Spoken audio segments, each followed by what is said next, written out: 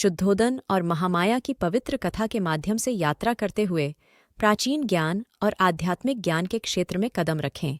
सांसारिक साम्राज्यों की सीमाओं से परे उनकी कहानी दैवीय विधान और गहन आध्यात्मिकता के दायरे में प्रवेश करती है।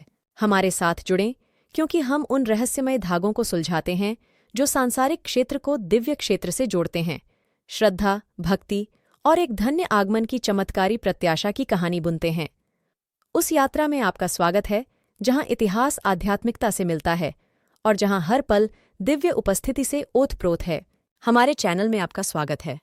चलिए आज की कहानी शुरू करते हैं। शुद्धोदन नाम का एक शाक्य राजा था। उनकी राजधानी का नाम कपिलवस्तु था। रानी का नाम महामाया था। उनकी कोई संतान नहीं थी।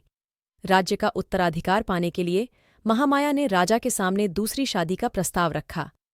रानी के जिद के आगे समर्पण करते हुए राजा शुद्धोदन ने महाप्रजापति गौतमी से विवाह कर लिया। वह महामाया की बड़ी बहन थी। शाक्य लोग हर साल आषाढ़ महीने में 7 दिनों तक वप्पमंगल उत्सव मनाते थे। एक बार महामाया ने इस त्योहार को बड़ी धार्मिक भक्ति के साथ मनाने का फैसला किया। राजा उसके साथ सहयोग करने के लिए सहमत हो गए।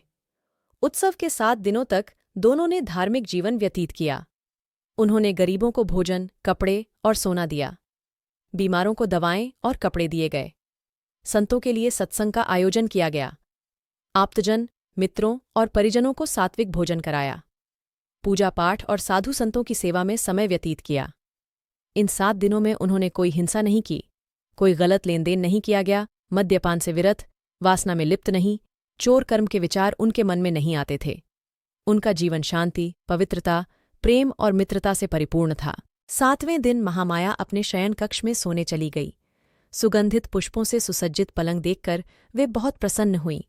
बिस्तर पर जाते ही नींद आ गई। उस रात राजा और रानी ने रात्रि सहवास किया और वह गर्भवती हो गई। कपिलवस्तु नगर के लोग इस शुभ समाचार से प्रसन्न थे कि महारानी महामाया मां बनेंगी और राज्य को उत्तराधिकारी मिलेगा। अपनी खुशी व्यक्त करने के लिए एक दूसरे को मिठाइयां बांटी। ये एक नए बच्चे का महास्वागत करने जैसा था। राजा शुद्धोदन और प्रजापति गौतमी की खुशी का ठिकाना नहीं रहा। राजा शुद्धोदन बहुत वर्षों की इच्छा पूरी होने से प्रसन्न थे। राजवैद्य नियमित रूप से प्रकृति के बारे में जानकारी लेने आते थे। दास, दासी और आप्तजन उसकी सेवा के लिए सदैव तत्पर रहते थे। महामाया के मां बनने के विचार ने महल में एक नई चेतना पैदा कर दी। महामाया अपने पेट में पल रहे भ्रूण की देखभाल ऐसे कर रही थी जैसे कोई दिए में तेल की देखभाल करता है। प्रसव का समय करीब आने पर उसने मायके जाने की इच्छा जताई। राजा उसकी सेवा करने को तैयार था। उन्होंने उसे देवदह नगरी भेजने की व्यवस्था की। महामाया एक सुंदर कढ़ाई वाली पालकी में बैठी थीं। दासियों के जुलूस के पीछे सशस्त्र सेवक चल रहे थे। देवदह नगर की ओर जाने वाली सड़क लुम्बिनी वन से होकर गुजरती थी।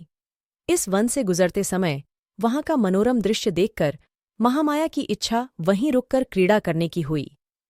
पालकी उठाने वाले नौकर को तालाब के पास 1 साल के पेड़ के नीचे अपनी पालकी उतारने के लिए कहा गया।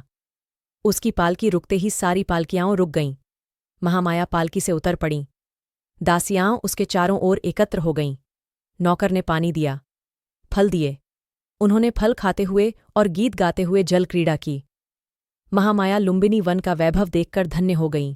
वह सिर पर आसमान उठाए खड़े 1 साल के पेड़ के पास गई, जो नागिनी की तरह लिपटी लताओं, रंग बिरंगे फूलों, उस पर उड़ती तितलियों, फलों की खुशबू, जंगल की सुंदरता से घिरा हुआ था।